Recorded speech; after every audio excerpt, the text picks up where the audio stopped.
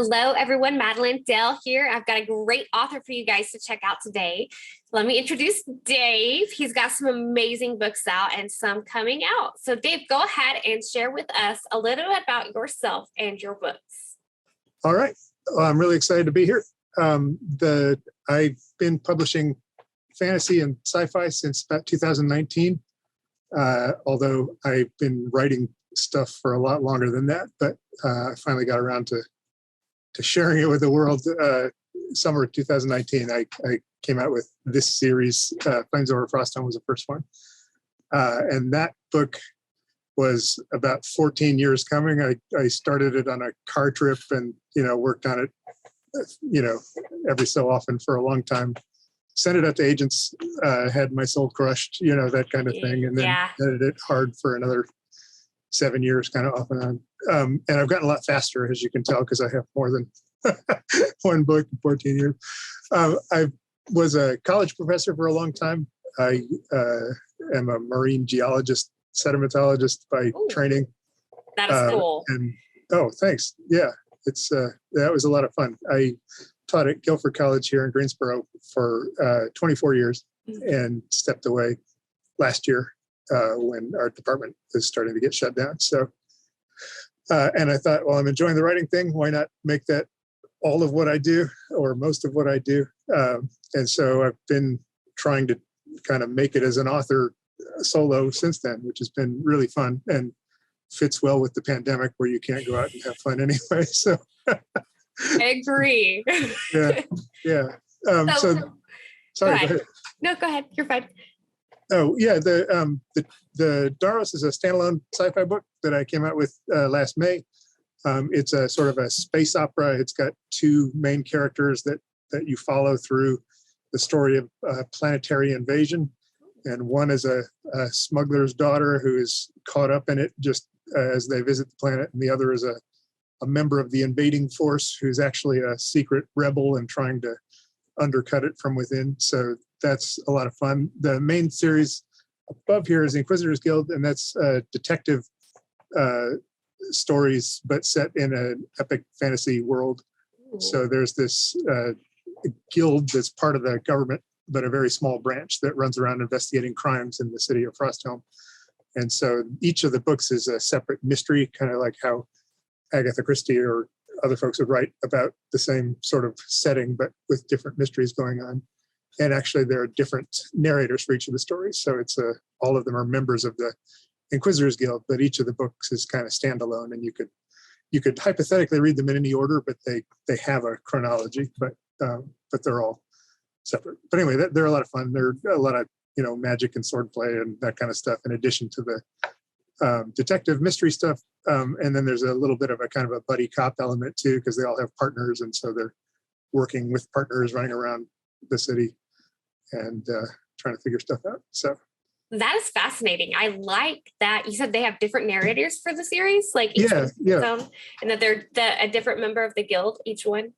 Right. So the first one, there are two young inspectors, Martin and Boog are the two, and they go through a whole adventure. And then the second book, I wanted to try something a little different. So Martin's kind of a short, insecure guy, and Boog is his big, tough partner. And they're both smart, but Martin's much more like book smart, and Boog likes to hit things. And so the second book, The Outcast Crown, I actually wrote it from Boog's perspective. And Martin gets tied up in some stuff. And so Boog takes on an apprentice as another partner. And so writing from his voice is totally different, although, they're doing the same kind of thing. But that was fun. And then for Traders Unseen, that's a shorter one. It's a novella that I give away for free. That one is actually set, the main character is one of the other inspectors in the guild, but it takes place about 10 years earlier. So you see her as a junior inspector, and she goes through a bunch of stuff. And then obviously you meet her later on in the other books. But and then the fourth one that I'm working on now, The Oiling Lass, has two narrators. One is a noble who's kind of the third son of a noble family and has joined the guild as an inspector as sort of an act of rebellion. And he's actually a little bit of a foil in the first couple books because he's kind of obnoxious. he's this sort of upper crust guy and thinks a lot of stuff is beneath him. And so writing from his perspective was a challenge too. And then the other narrator there is a tavern keeper's daughter who's joined the guild and is still in the apprentice program. And so you get to see kind of different angles for how people fit into the society and then also go through the books. So anyway, yeah. Wow. How did you organize your thought process to do a different narrator for each book to get into their heads? Like, did you ever find yourself kind of going back to one versus the other? Yeah. So I'm very much of a seat of the pants writer. Mm-hmm. So I kind of write to figure out who they are as opposed to starting with who they are and then, having a plan or a voice in mind. And so usually, with Boog, I had a pretty good idea because he speaks a lot in the first book and you get to know him well. But the others, the trickiest one was probably Garan, the noble, in the one I'm working on now, because he's obnoxious and I need him to be sympathetic, mm-hmm. and he's always had sort of a good heart. He just is bad at relating to people. And so writing that, and then the plot helps him kind of grow a little bit from that too. But anyway, that was the biggest challenge of sort of switching because, I think almost all of my books have people of goodwill trying to do the right thing. So, that's kind of consistent. And I haven't ever tried to actually write an anti-hero or something like that because I don't like that kind of book so much. I'd rather have, fighting for justice or whatever. But yeah, getting the personalities right. Another challenge was in the Outcast Ground, one of the characters is an immigrant to the mm-hmm. town. I was writing that during, a whole bunch of American discussions politically. And I thought, having that as an aspect, and I didn't want to write from her perspective. She's the apprentice that Boog takes on and as a partner, and they go off on a big adventure. But mm-hmm. writing from the perspective of a person of color I didn't want to do that because I didn't feel like I had the sort of own voices thing. Yeah. And I would do it wrong. But I could write from the perspective of a majority guy who's starting to understand the issues that she's facing. And so I thought that was an interesting kind of thing to explore and making sure that I was having him respond in a genuine way and not be a schmuck and still not really understanding her kind of struggles and perspective sometimes. That was fun. But that was the hardest thing I think I've done in terms of voice and perspective there. Nice. I like how that's tied into your stories. Like that's really cool because there's a lot of people that can relate to that. I hope so. I don't know how well I did, you don't know when you send it out there. But hopefully it's fun and, people have enjoyed it so far, I think. But yeah, that's scary when you kind of set yourself this situation as an author and you don't know if you're up to it or if you're going to mess it up and all of that. But yeah, that was fun. Yes. No, I kind of get scared when I send my beta books out, like just any books really, because I'm like, okay, people are going to read this. Like, what if they don't like it? I had to get past the whole, who cares if they're not going to like it kind of stuff. Do you deal with any of that? Yeah, well, I had many years of reading course evaluations. Oh. And at the end of a course, ideally everybody's like, well, this was fun. But there were always some people who were like, I hated this. This was the worst experience of my life.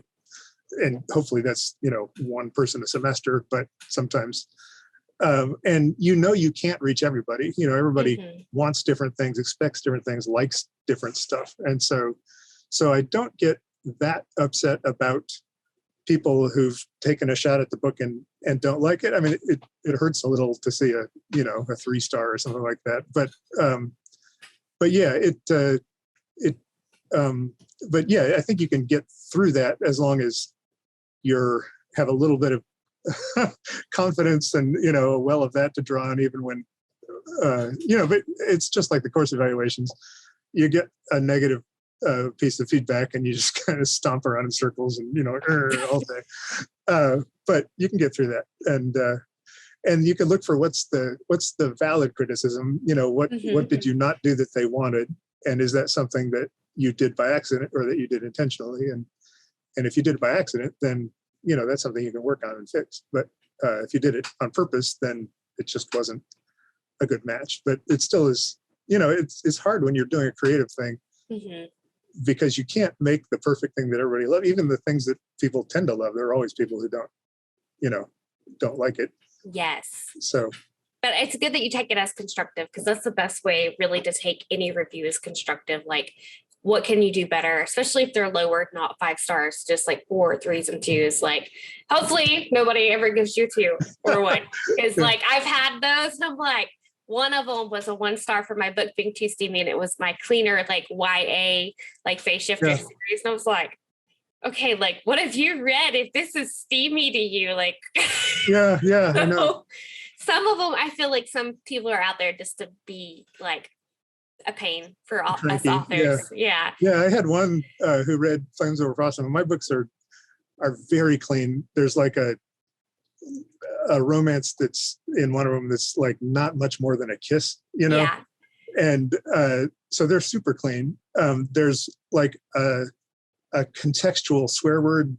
They sometimes say blood mother because that's the name of the god in their world, when they're swearing. But one of the reviewers was like, yes, all the swear words. And I was like, what swear words, And so I did a search for all the swear words I could think of. And there's like a damn on one page and a hell on another page. And I was like, oh no, this person was obviously, expecting it to be extremely clean. And I had like 2 instances or 3 of somebody saying those words. But only 2 words though. I know. Wow. Like, what did they do? Bookmark them? Like, oh, here's a swear word and here's a swear word. Yeah, I know, right? We'll bend the page down or something. But gosh, read the whole book. 2 swear words.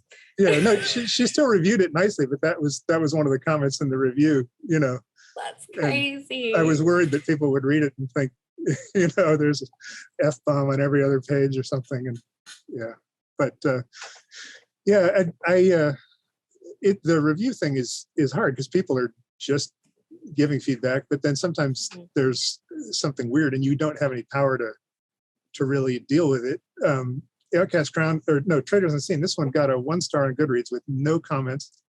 And it was one of 35 1-star reviews that this account gave on one day within the span of about an hour. That's and I was weird. like, well, this can't be real. I mean, either that or this person's having the worst day of their life. Yeah. Like, here, let me just go through and click 1 star on all these books that they probably didn't even read. I don't know. Yeah. Anyway, that one only has 12 reviews. So one bad one makes, and you just feel like, oh, I want this book to people to enjoy it, these barriers that sometimes get set up are hard. So yeah, that kind of review is frustrating. And I say that I take the criticism and grow with it. That's about 3 or 4 days later, It's been a little while, like, I'm the same way. So Daros, you said, am I saying that right? Daros? Daros? So that's funny because I have always said it kind of like halfway in between. And then when I was doing the audiobook, which just came out, the narrator was like, which is it? And I was like, I don't know. They both sound okay. But I think Daros is how I usually say it, which is, a little bit in the middle. And that's what she went with. So yeah, we'll go with that. That's the official canonical pronunciation. All right. Daros. So you said it was more of a space opera compared to the different series. This is a standalone from the crime stuff you've got there at the top, right? Yeah. What did you find was the biggest struggle switching gears to write the space opera? It was obviously you're running into different kinds and different levels of jargon. Mm-hmm. You put in technical words, or futuristic, technobabble words sometimes to kind of give it that feel, but you don't want to do too much of that. You want people to understand and not stumble over, a million weird names or concepts.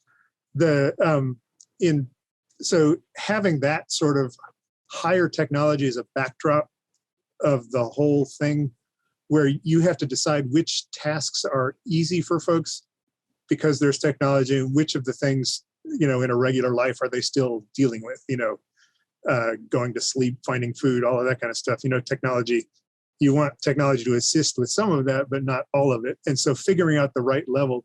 But I think that happens in fantasy too, when you try to figure out how does your magic system work, and what's allowed and what would surprise people if you did it with magic. And so that part, it's a little different with the sci-fi because you have to come up with a way for it all to happen. I actually got a physics professor to look over some of the stuff I was trying to do. That's the advantage of being a college professor. Yes, definitely. Very, very smart friend. So at one point, it's kind of a minor plot point, but with him, I was saying, I want a reason for a star system to have vanished, and I don't want it to be completely obscure. I can fake a little bit of it, and invoke aliens or whatever, but I don't want it to be just, it should obey conservation of mass. And so we talked back and forth about that for a while, and came up with a scenario that's a little bit sort of me faking it, but also, looks like how that might look. And so that was fun. Actually, that kind of challenge is neat. And you don't have that challenge in fantasy so much because magic can do what, you need it to, as long as you're consistent with the system you've set up. It's really frustrating when somehow somebody has, way more magic than somebody else or something like that. Or, everybody's been acting like magic can't hurt them. And then somebody shows up with a, magic wand and kills 18 people. And you're like, well, they didn't know that. That wasn't, So yeah, the sci-fi stuff has that angle too. Daros was the first one I did with separate narrators, and one of the narrators is an alien. So building that, cool. Yeah, building that whole culture and having her exist within it was fun. You're always imagining a different, person in a different setting than your life, but trying to figure out how her system worked and making it internally consistent and interesting and sort of fun. It's not fun; it's totalitarian and vicious. But her observations on it, and why she hates it, can be sort of fun that way. And making it alien but relatable, I don't know. That's a little bit of a kind of a negotiation there. So yeah, so that's the sci-fi stuff had that element to it. And then, just figuring out, because I do it mostly seat of the pants, I don't know, I started and I wrote the scene where the smuggler's daughter's in orbit, and then the invasion starts to happen. She has to take a life pod down to the planet. Ooh. And, when I wrote that scene, I was like, this is a cool scene. I have no idea who's invading. I don't know why they're invading. I don't know what she's going to do when she's down there. And, so I had to write more to figure that out. And I actually started writing that book just from the 16-year-old girl's perspective, and thought it would just be her story because I'd done sort of single narrators. And I was going along and I was like, this is okay, but she doesn't know very much and has a very limited experience, at least for a while, of what's going on. It would be really neat to have a different perspective. And then I was like, it'd be really cool to have an alien perspective, one of the people that's actually invading. And then I was like, but those people are bad and I don't want to write a whole. And so then I hit upon the idea of having a rebel or a spy in there. And that just made the whole book so much better, having those two parallel storylines going on. And learning about both sides. So that was fun for me. And I hadn't tried a multiple narrator book before that. I'm curious to see how they intermingle, because that sounds like like it'll be a fascinating read. It is fun. When I don't want to spoil anything, but eventually the two storylines intersect in a way, and that was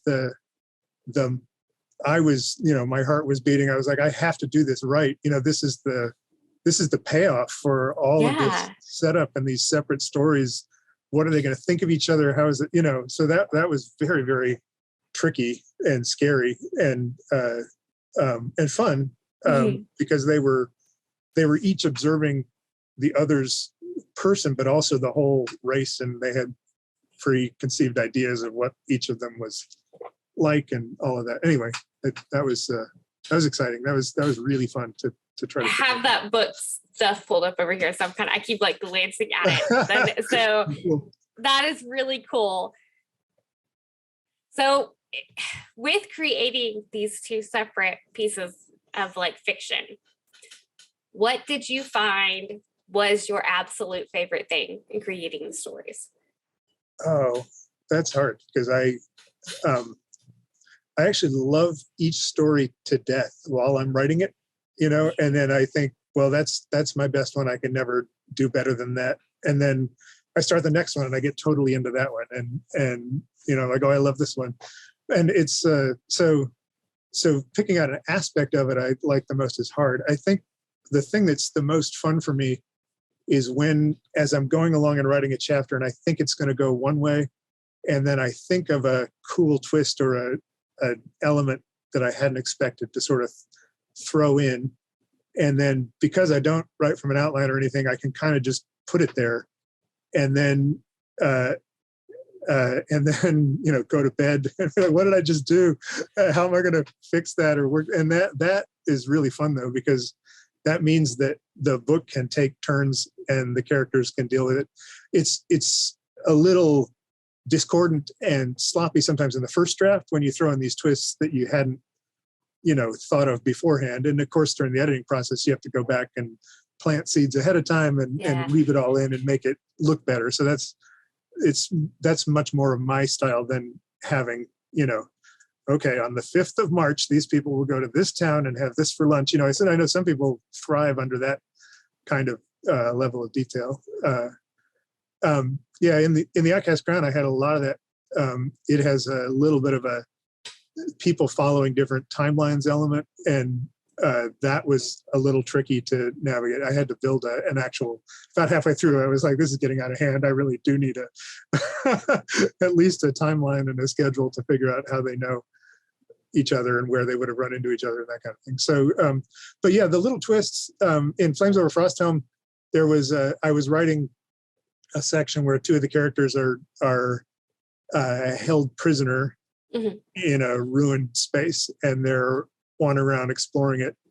And it was late at night when I usually write, and I had this idea of like, oh, what if they found this here? And finding that there completely reoriented the whole story and gave me the path to the ending, because I didn't totally know. I knew where it was going to kind of end up, but I didn't know how it would fit. And I had no idea that they would find that thing there. And yet when they did, I was like, oh, that's awesome. Now I need to figure out why it's there and what they're going to do with it. But I'm trying to be vague and not spoilery while still being sort of spoilery. But anyway, that was a moment that was one of my favorite moments, was like, oh, that's here. And when you surprise yourself with that kind of thing, I just think that's the most fun. And that was, it is, it really is. Yeah. I'm kind of like, I'm more of a pantser too. I do like a rough outline just to kind of get my idea down to know like kind of where it's going. It doesn't always stick to that, but my characters like to take over and just like, it goes everywhere. Right. Yeah.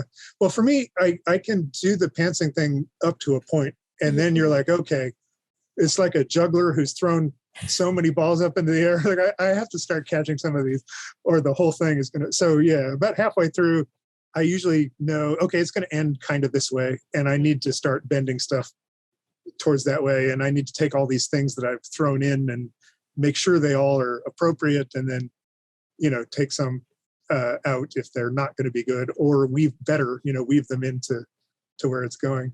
It was funny though, I was editing the Woiling Lass, which is what I'm about to bring out, and it's not too much of a spoiler. One of the characters gets attacked in the first chapter.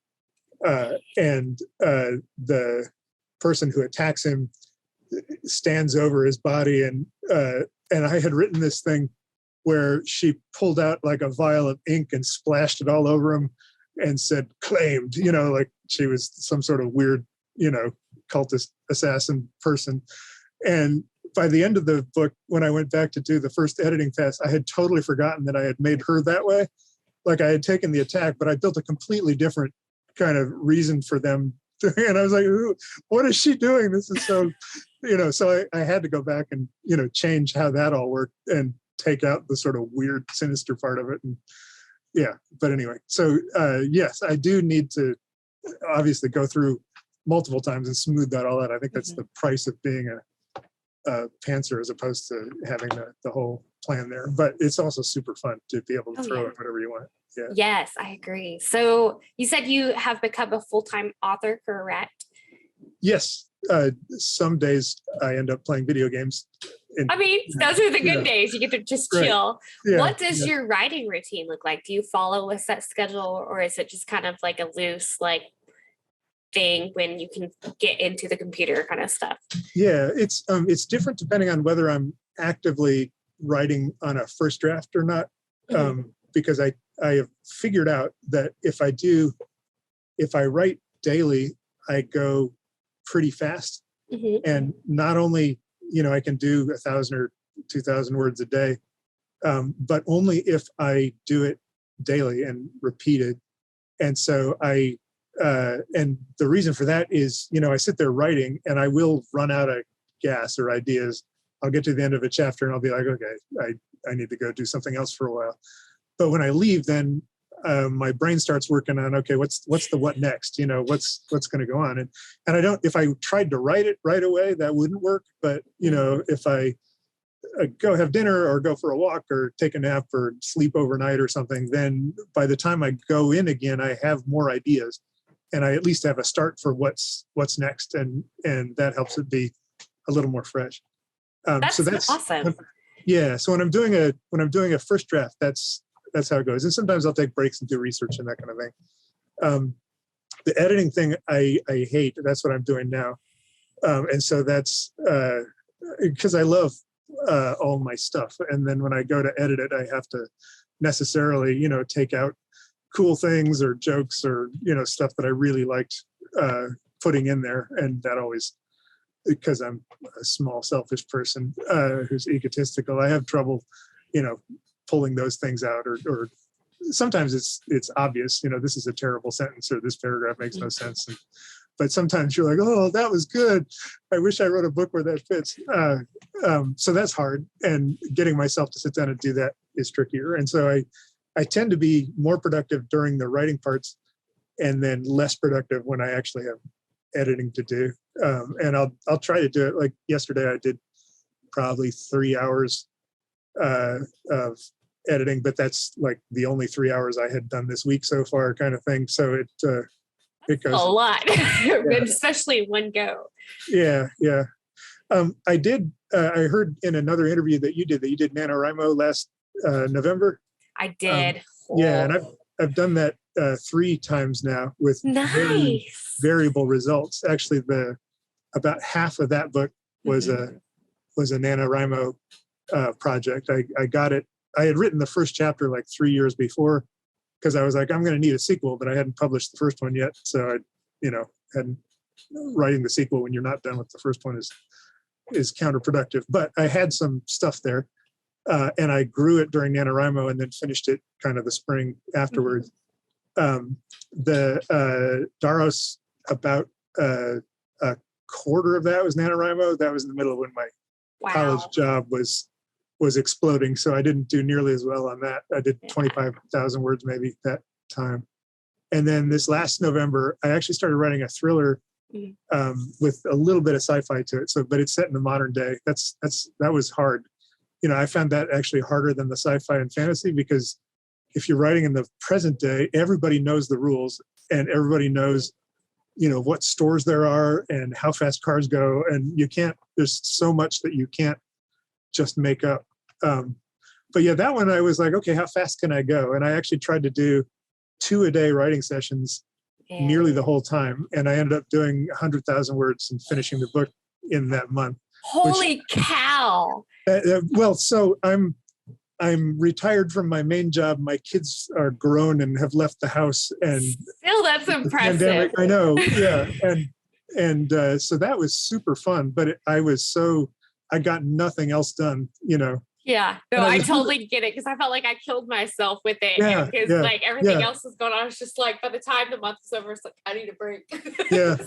Yeah. And then, in December and most of January, I didn't do anything, because I was kind of like, I started reading and stuff, but that's why I'm a little behind on the editing for the others. But yeah, that was cool to see that I could do that pace if I needed to. And I think the book is okay, even going that fast. I think it has a lot more of the kind of loose ends, weeding stuff around that I'll need to go back and do. But a couple of people read it. My wife actually read it sort of daily rushes. I would, go to bed at 2 or 3 in the morning and send her, okay, Yeah. here's what I did today. And then I would write a little bit in the afternoon and a little bit after midnight. And so I'd end up with, sometimes 2,400 words or something like that. Sweet. But that was really cool and fun. And doing a book in the modern day as, sort of thriller style was totally different from the other stuff I've done. I hope that it'll still appeal to people who like the fantasy stuff. But I don't know. I'll see. It should. I think it will. I think it'll do good. NaNoWriMo is always like, I've always wanted to do it. So last year was actually my first time I did it. And I don't know if I'm going to do it this year. I might try. We're going to see. Because it was insane. Because I still had a lot going on with my son and everything. And then we were out of town a lot. It's just like, why did I decide to do this? Like, no. Well, yeah. And they do it in November. So you've got Thanksgiving in the middle of it. And then you got to do all the Christmas shopping and like decorating. And it was just like, it would be much easier if it was, April or June or something. Yes, I have to agree. It would be so much easier. I mean, still stuff would be going on, but not like that time of year kind of stuff. Yeah. Gosh. So where did the inspiration for these books originally come from? That's tough. For Flames Over Frosthelm, I mean, if you go way back, it's all the fairy tales and, fantasy stuff I read when I was a kid. For Flames Over Frosthelm, as an adult, I still read a lot of fantasy, but I also had started reading thrillers and mystery and that kind of thing too. So I thought it might be fun to do a mystery set in a fantasy setting. So that was the concept. And then I've always loved Princess Bride, both the book and the movie. Yeah. And so I was like, if I'm going to write something, I want to try to write something that's funny and warm-hearted and, great characters and that kind of thing too. So that was sort of I had the plot motivation or the genre motivation and then the kind of style motivation to see what I could do. So I was trying to put in jokes and humor and that kind of thing, while at the same time, like Princess Bride does, having a story that sort of means something and people you care about and that kind of thing. So that was where it came from. Whether it, reached any of those goals is up to the reviewers. Yes. Who say it has too many swear words or whatever, which it doesn't. It has like 3, maybe 4. But yeah, so that was the motivation. And then, once I had done the first one, which, like I said, was 14 years, my kids went from being small to being adults during that time. Then, I was like, I kind of like this setting and this is a thing that would work. I didn't want to write, one of the reasons I shifted the narrators was I didn't want to have like the John McClane Die Hard 2 problem, where you're like, how would more stuff be happening to these people? That doesn't make any sense. And so by shifting to different mysteries and different people, for one thing, it lets me write from a different perspective, which is a little more fresh. But for another, it also means that, you don't have somebody involved in every single massive incident in this town, for their whole lives, which is fun. And, once I do a book with one character, that character's still around if they survive in the later ones. And so they pop in and talk about stuff and you can kind of see what their lives do. But I think that was hard too, though, because I think some readers like to follow a single character and kind of do the whole life narrative sort of thing. But I felt like I wanted to write big, exciting plots, and having more than one of those happen to the same person seemed a little off somehow. Yeah. Yeah. And then the sci-fi, I've always loved sci-fi too. So trying a book like that was fun. Some of what inspired me to do it is I've gotten into improv comedy the last 15 years or so. That's awesome. Yeah. So I've been performing at our local club for quite a while. I started as a sort of 36-year-old or something. So pretty late in life compared to the normal improv group. But I find that helps writing too, because improv is all about figuring out what's this scene about and where does it go and who's a realistic person who would be in it. And you have to do that kind of on the fly. So it ties into the pantsing thing, because you can't possibly plan an improv scene because you don't know Yeah, you know, what the and it's suggestions another can way be. to use your creativity, which is Yeah, good. yeah.